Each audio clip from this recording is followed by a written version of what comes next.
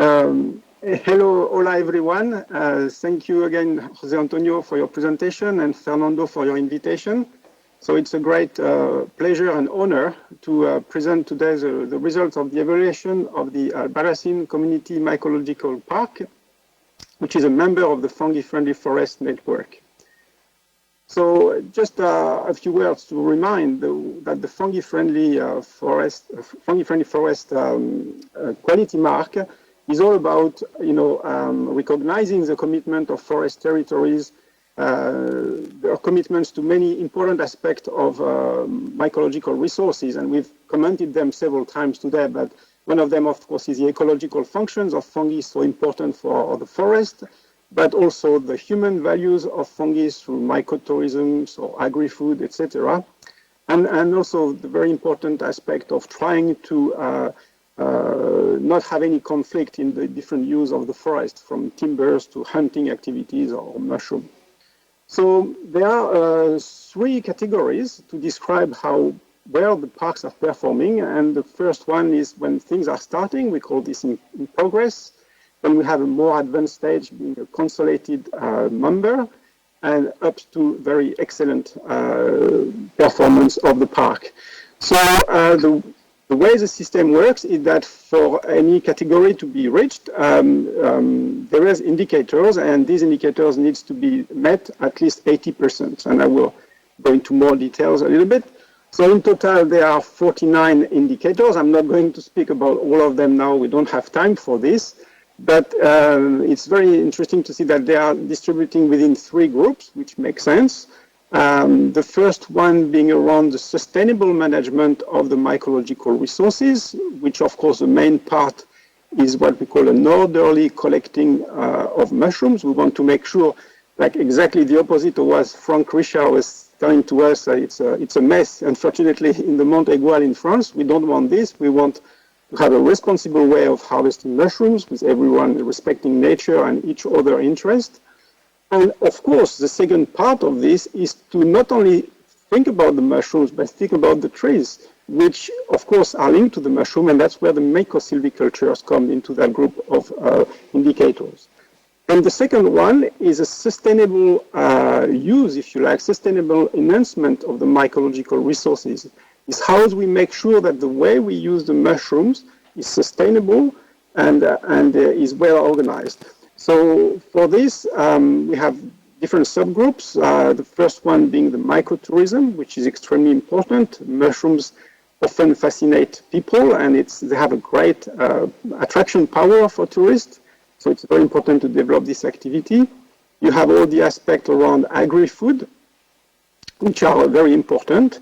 And the last one is what we call territory marketing, which is promoting territory, which help them to become more successful and attract more people to come and visit them.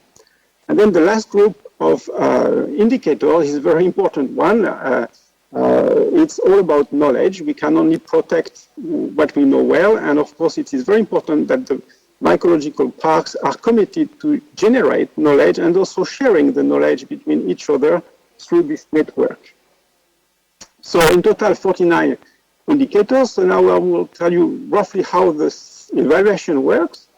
So first we had yesterday, so this happened yesterday, we presented the indicators and the park was presented as well by the park managers to the committee who is running the evaluation.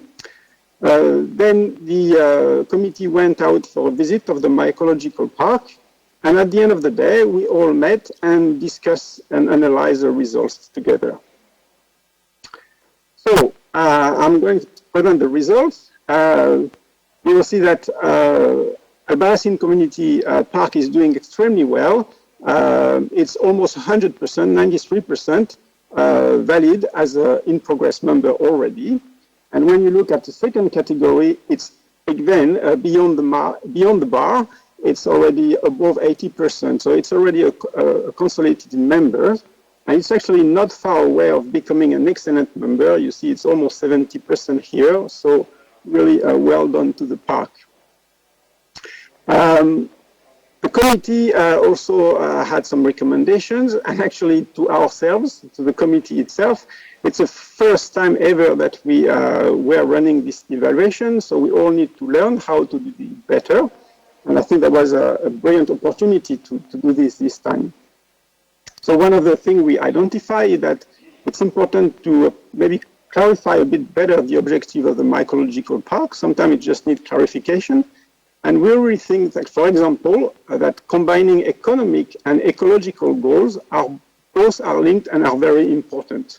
For example, mycological inventories will tend to focus on edible mushrooms, but not only, because, of course, the biodiversity is important for the health of the forest and even for producing more edible mushrooms. So we need to be really broad in our objective and not just think about economic or ecology separately.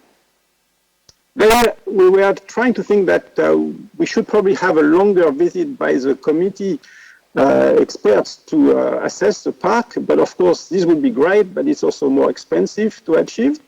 So Fernando suggested probably one solution could be nice would be for the committee next time to meet online several days before the actual evaluation, that we can have more time to discuss the indicators, and probably we also get some data on the park before that, so that we are better prepared to do the evaluation on the actual day.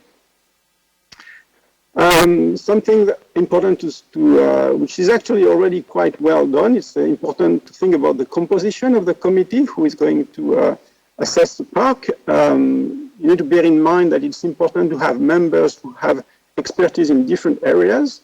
For example, I'm myself specialized in cultivation of edible mycorrhizal mushrooms, but you have ecologists, you have economics, and I think this is very important so that we get the advice of the most competent members for each different area, and that the committee reach a consensus rather than every member voting when it's not actually their area of expertise.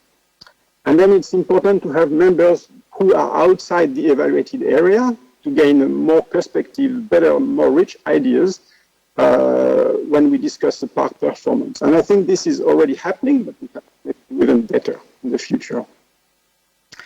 On the committee, back to Albarracín, we identified a few weaknesses, not many, but especially in the one that I'm going to mention. First, the agri-food area. Unlike maybe what we saw in Castilla y León before, we don't have in Albarracín developed processed mycological products. We don't have a label of quality, or we don't have a system of traceability. These things will be very, very important to develop. And then also Albarracín Mycological Park don't really know the quantities of mushrooms that are sold and at what prices. It would be important data to have as well. Not always easy, especially when we try to have data from commercial harvesters. It's a lot more difficult. Another area of weakness that we identified was the mycotourism. Suggestion was made to probably develop a central reception point for mycotourists. That would be great. And also permanent educative structures such as a mycological museum, which would be also a wonderful asset to have for the park. And some other aspects regarding, for example, the training about marketing for local agents of the park.